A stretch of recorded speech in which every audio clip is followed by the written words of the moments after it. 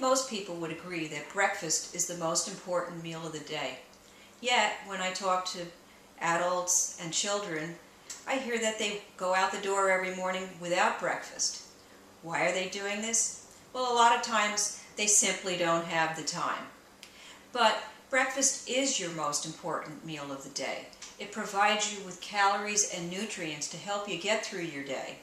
And this is especially true for kids. Before they go to school, they should be having breakfast. They'll do better at school, and they won't run out of energy before they get to lunch. So if you're lacking time with breakfast, I'm going to show you how to make a baked oatmeal that you can bake once, and you'll have a number of servings to take you through the week. And you can cut this up into individual pieces, and you or your family member can quick heat it up or eat it directly out of the, take it directly out of the refrigerator and have it cold. And you can run out the door and you've got a nutritious breakfast without the wait. So, the first thing that you will need to do is preheat your oven to 350 degrees. And then you're going to take an 8x8 baking dish, spray it with some non-stick cooking spray, and get that all ready. I'm going to be using rolled oats to make this dish today. I prefer the rolled oats because it gives this baked breakfast a nice chewy texture. So I'll be using rolled oats. You can also use the quick cooking oats. I would not recommend using instant oatmeal for this particular dish, however. So I'm going to be putting the rolled oats into the bowl.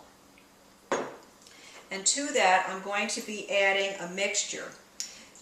In this bowl, I have a half a teaspoon of baking powder, a quarter teaspoon of salt, a quarter teaspoon of baking soda, and today I've decided to add a quarter teaspoon of nutmeg and 1.5 teaspoons of cinnamon. Now you can vary the spices in any way that you like. If you like cloves or nutmeg or cinnamon or ginger or something else, you can certainly improvise and make that a little bit different. Before I put this in, though, I made sure that it's all mixed together so you don't have any lumps of the baking powder. So it's a nice smooth powder, and then that goes into the bowl.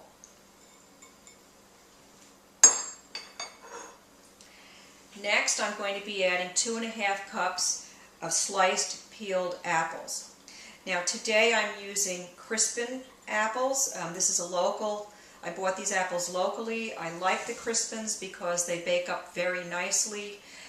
They're a nice crisp apple that maintains its apple shape after you bake it. So I use it a lot in baking, making pies or applesauce or what have you, and it works really well with this baked oatmeal breakfast. To that, I'm going to be adding a quarter of a cup of fresh whole cranberries. Now I'm doing that just to add a bit of tartness and a little bit of color to this dish. The cranberries will not add much sweetness, if at all, because whole cranberries really have very, very little sugar. Next, a cup of 1% low-fat milk.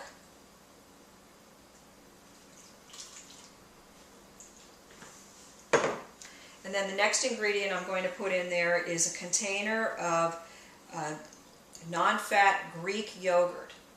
Now you can also use a container of regular plain yogurt if you like. It doesn't matter. I prefer to use the Greek yogurt. It's a somewhat denser yogurt, and I like it because it's higher in protein than the regular plain yogurt. So you're going to get a little more protein out of this baked oatmeal than you would if you're using the plain yogurt, but you can use either one. After that, I'm going to add 2 whole eggs. And finally, 1/3 cup of pure maple syrup. Now I like to use maple syrup because it's a pure natural sugar. It will add sweetness to this, this baked breakfast. And it will not make it overly sweet. You can adjust the amount of maple syrup that you're using. If you have diabetes, you may want to use a little bit less. You could actually get away with about 1/4 cup of pure maple syrup instead. Also, if you need a gluten-free breakfast and you want to make this oatmeal bake, I would suggest that you purchase certified gluten-free oats before you start, because the regular oats that you buy in the grocery store are generally not gluten-free. You have to look at the label and make sure that it says certified gluten-free. So I'm going to go ahead and mix this up and put it in the pan, and then it'll go in the oven. Okay, I have the ingredients all mixed, and I just want to show you what the batter looks like. It is a little bit soupy at this point, but you won't have to worry about that. It will firm up and solidify as we bake it. So before I put it in the oven, I am going to cover it with aluminum foil. Now you need to do this because as the batter heats up, that will help to set the batter so that it's solid. And you're going to bake this with the foil cover on the baking pan for 20 minutes. At the end of 20 minutes, you need to remove the foil and continue baking at 350 degrees until the top of the baked oatmeal has a nice golden brown color. Okay, I'm ready to put it in the oven, and I'll show you what it looks like when it comes out. Okay, it's about 45 minutes later. The baked oatmeal is out of the oven, and while it was still warm, I took a very sharp knife and I cut this into 8 pieces. You should be able to see where I've cut it. That would be the approximate portion size for 1 serving of the baked oatmeal. You can see how nicely the baked oatmeal has set up, and as I mentioned earlier, you can eat this either hot or cold. If you would like to heat it up in the microwave, about a minute should do it, or you can just cut a piece and take it and go. The very nice thing about the baked oatmeal is that this recipe is actually under 200 calories. It's packed with nutrition and it's delicious.